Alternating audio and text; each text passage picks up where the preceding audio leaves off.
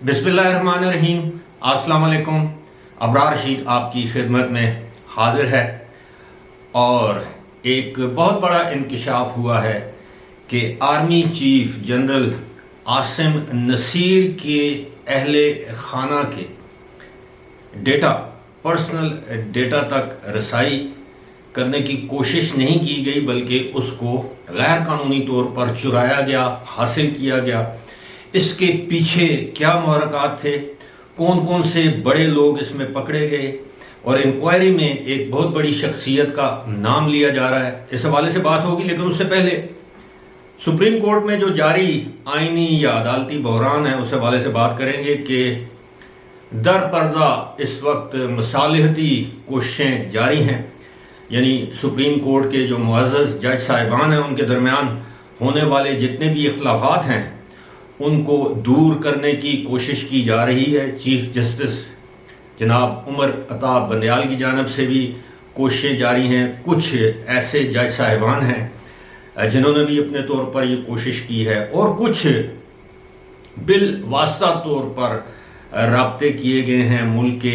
आला तरीन इदारों या इंतहाई ताकतवर तरीन इदारों और उनके ताकतवर तरीन ओहदेदारों के साथ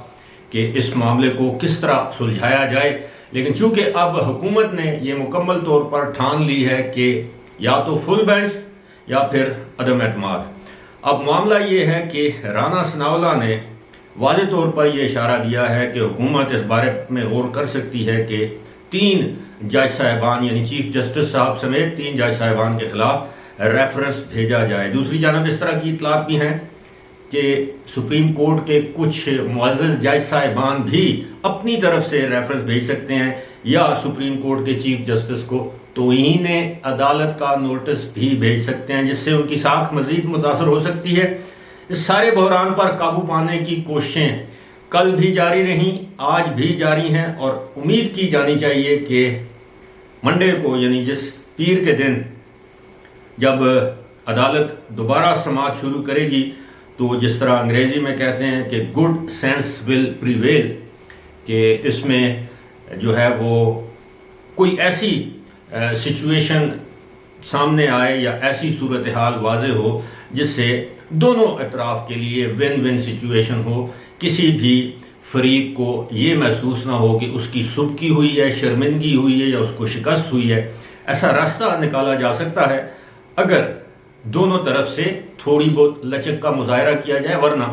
हम सब जानते हैं कि बहरान शदीद से शदीद तर होता जाएगा। शदीद से शदीद तर तो हो गया है, अब शदीद तरीन ही होगा, उसके बाद बाकी बचा क्या है।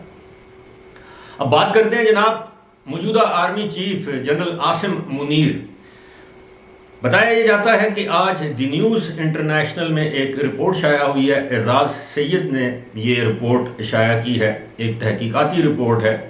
मुख्तसर है मगर जामे है, जिसमें यह दावा किया गया है कि जनरल आसिम मुनीर के अहले खाना, ख़ास तौर पर ख़वातीन के डेटा तक रसाई हासिल की गई है गैर कानूनी तौर पर। नादरा में यानी जो national data base registration authority है वो, उसमें कुछ अफसरान ने, जूनियर लेवल के अफसरान ने सीनियर लेवल के अफसरान के कहने पर, हुक्म पर इस डेटा तक रसाई हासिल की है। और बताया ये जाता है कि जनरल आसिम मुनीर के अहले खाना की ख़वातीन या एक ख़ातून या 2 ख़वातीन, अब जाहिर है ये वो ख़ातून या तो उनकी अहलिया हो सकती हैं या उनकी साहबजादी हो सकती हैं,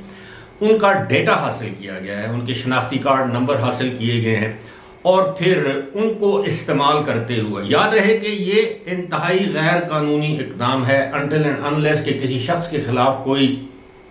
कंप्लेंट ना हो, शिकायत ना हो, और फिर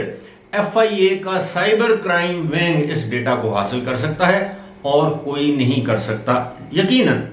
ISI अगर चाहे तो वो इस डेटा तक रसाई हासिल कर सकती है, लेकिन ये नादरा के अफसरान के ज़रिए इस डेटा तक रसाई हासिल की गई, और फिर उसके बाद इन शनाख्ती कार्ड नंबरों को, जो FIA का एक सिस्टम है जिसमें इंटरनेशनल जो ट्रैवलर्स होते हैं उनका भी एक डेटा کیا جاتا ہے، کیونکہ جب آپ کوئی بھی بیرون ملک سفر کریں، جب آپ ٹکٹ خریدتے ہیں اور جب آپ ملک سے باہر جاتے ہیں تو آپ کی انٹری ایگزٹ ہوتی ہے، پاسپورٹ سکین ہوتا ہے، سٹیمپ لگتی ہے، تو وہ ڈیٹا جو انٹرنیشنل ٹریول ہسٹری ہے وہ FIA کے اس سسٹم میں آ جاتا ہے۔ اور یوں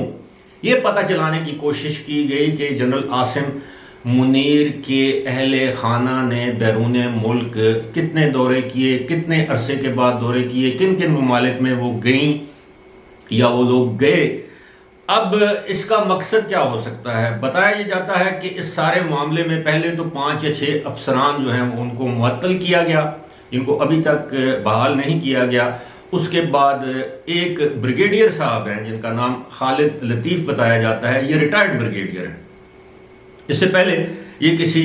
نیشنل کارپوریشن میں بھی اس کے CEO رہ چکے ہیں، اور بتایا یہ جاتا ہے کہ اس وقت کی ایک انتہائی اہم عسکری شخصیت کی سفارش پر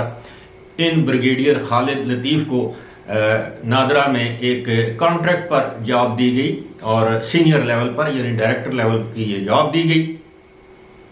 اور وہاں سے ان کی ایما پر، بریگیڈیئر صاحب کی ایما پر یہ ڈیٹا جو ہے وہ چوری کیا گیا یا اس تک رسائی حاصل کی گئی۔ یہ بھی بتایا جاتا ہے کہ گزشتہ سال اکتوبر سے جو 5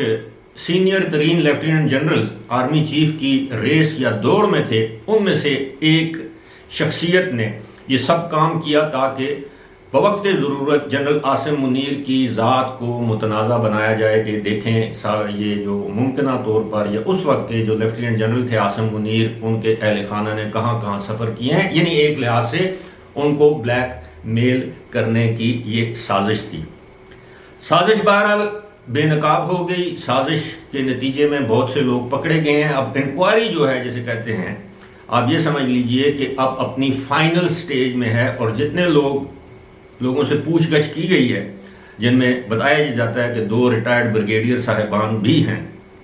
اور دیگر ڈائریکٹر لیول کے سویلین حکام بھی ہیں نادرا میں، ان سے جو پوچھ گچھ کی گئی ہے تو تمام انگلیاں ایک ہی شخصیت کی جانب جاتی ہیں